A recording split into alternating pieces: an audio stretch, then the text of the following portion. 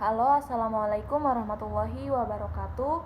Balik lagi di Learning Journal dalam Ma'rifah.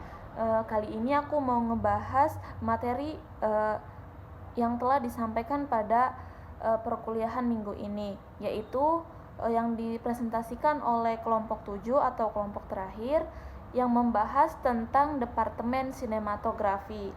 Nah, sinematografi berasal dari bahasa Yunani sinema yang artinya gerakan dan gerapi artinya merekam.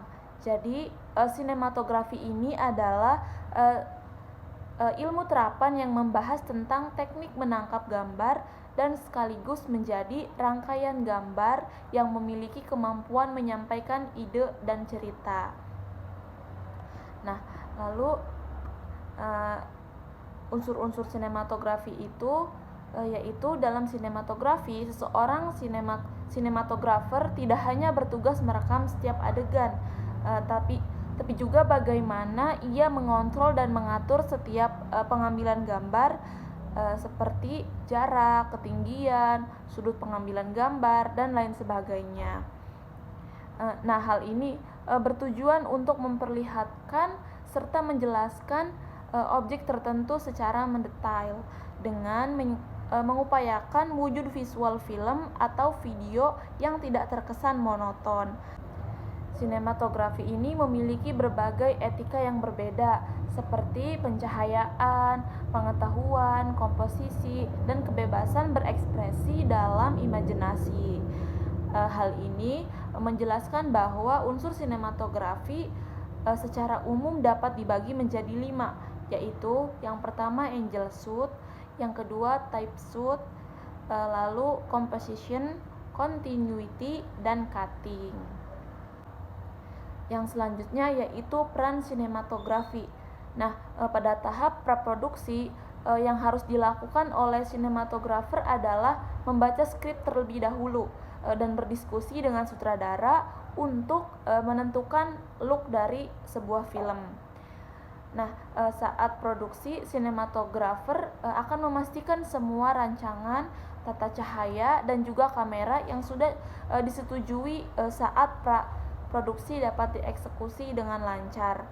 Pada tahap pasca produksi, sinematografer berperan sebagai supervisi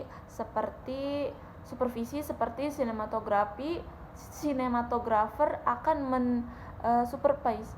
mensupervisi pekerja lab atau colorist dalam proses pewarnaan dailies.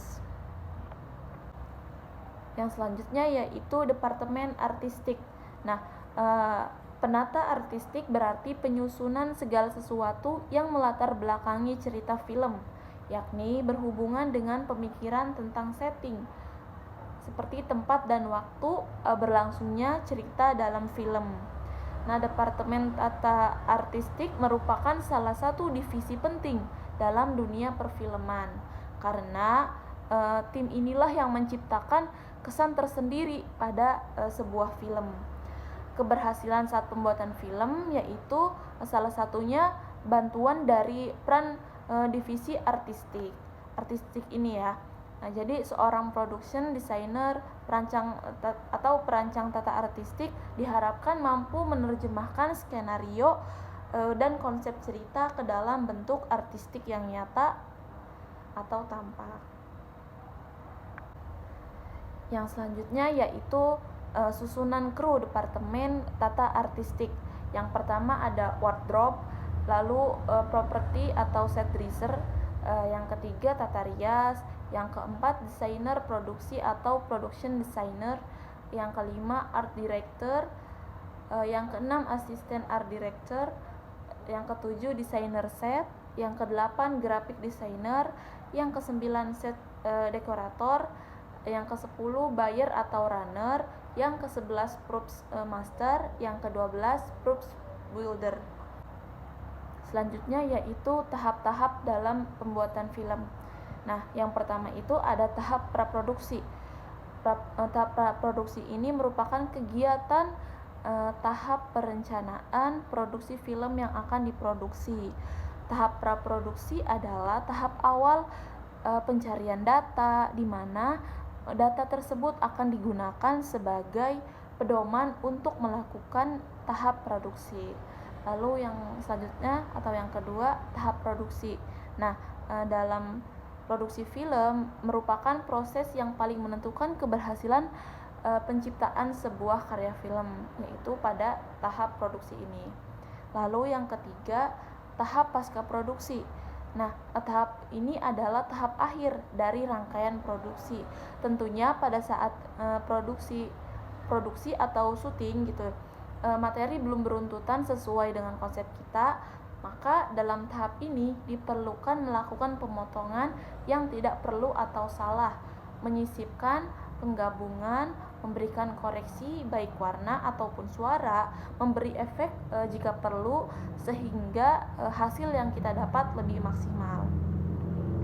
Nah, jadi itu saja yang dapat saya sampaikan. Kurang lebihnya mohon maaf. Wassalamualaikum warahmatullahi wabarakatuh.